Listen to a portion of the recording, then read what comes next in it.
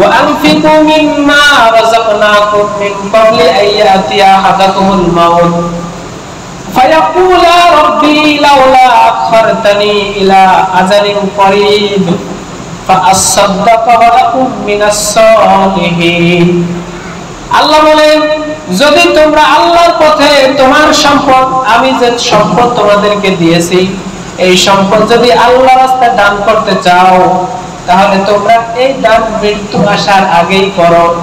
وأنفقوا مما رزقناكم من قبل أن يأتي أحدكم الموت, যদি তুমি দান করো, সদকা করো, যাকাত দাও, সেটা মৃত্যু আসার আগেই করো।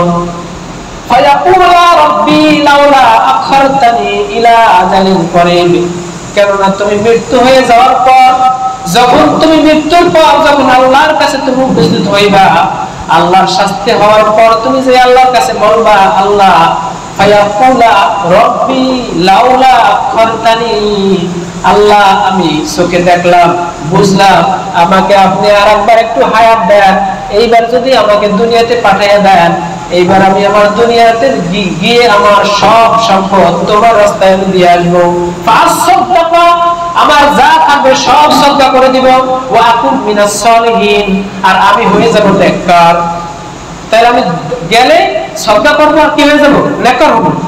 ওয়া আকুন মিনাস সালিহিন, আল্লাহ তখন উত্তর দিয়ে বলবেন, ওয়ালা ইউআখিরাল্লাহু নাফসান ইযা জাআ আজালুহা ওয়াল্লাহু খাবীরুম বিমা তা'মালুন। আল্লাহ বলেন, যদি তোমাকে আরেকবার আমি হায়াত দেই, তাহলে তুমি কি করবা ওইটা আমি আগে থেকেই জানি, কেননা তোমার পৃথিবীতে থাকতেই তোমাকে আমি বলে দিয়েছিলাম তোমাকে মৃত্যুর পর আর একবারও পাঠানো হবে না, কারণ মৃত্যুর পর আল্লাহ তাআলা মৃত্যু রাখেন, হায়াত রাখেন একবার, মৃত্যু একবার, মৃত্যুর পর দ্বিতীয়বার কাউকে আল্লাহ তাআলা কখনো ফেরত পাঠায় নাই, পাঠাইছে আর কখনো পাঠাবেনও না। এই জন্য সময় কিন্তু একবার, যা করার এখনই করতে হবে, এই হায়াতের মধ্যেই করতে হবে। এই জন্য দান সদকা করতে হবে কাকে? যে ব্যক্তি অসহায় দুর্বল আছে, আমার সামর্থ্যের মধ্যে আমি দান করব।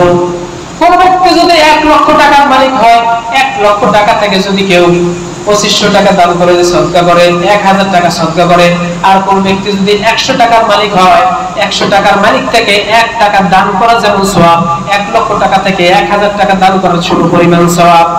যদি আপনি 10 টাকার মালিক হন, সেই জায়গায় যদি 10 পয়সা দান করেন, 1 লক্ষ টাকা, 1 কোটি টাকা থেকে যদি কেউ 1 লক্ষ টাকা দান করে, সমপরিমাণ সওয়াব হবে। সামর্থ্যের দোহাই দিয়া কখনো দান থেকে পিছ পাওয়ার কোনো সুযোগ নাই। আল্লাহ আমাকে 10 টাকার মালিক বানাইছে, আমি 1 টাকা দিব, 100 টাকার মালিক 2 টাকা দিব, লক্ষ টাকার মালিক হয়েছে আমি 1000 টাকা দান করব। তাহলে সবারই দান করার সুযোগ আছে না? নাই। অজুহাত দেওয়া যাবে, টাকা হলে দিতে, টাকা হলে দিতে, এটা বলা যাবে না। এজন্য আমরা খেয়ে পরে ভালো আছি, আমাদের চাইতে অসহায় দরিদ্র দুর্বল আছে, তাদের দিকে আমাদের নজর দেওয়া। আজকে আমি সর্বশেষ অনুরোধ করব, আল্লাহ রাসূল বলেছেন সারা দুনিয়ার মুসলমান হচ্ছে একটা বডির মতো, যে সমস্ত মুসলিম যেন কি একটা বডি। কেমন? যদি তোমার রাসূল সাল্লাল্লাহু আলাইহি ওয়াসাল্লাম বলেছেন কুল্লু মুসলিমুন ওয়াহিদুন, সমস্ত মুসলমান এক, যেমন তাদের শরীরে একটি অঙ্গ প্রত্যঙ্গ। যদি তোমার কোনো হাত কেটে যায়, তোমার হাত কাটলে তোমার হাত কাঁদে না, শরীরও কাঁদে, মন কাঁদে। যদি তোমার চোখের ভিতরে একটি ময়লা যায়, তোমার চোখ কাঁদে না, শরীরও কাঁদে।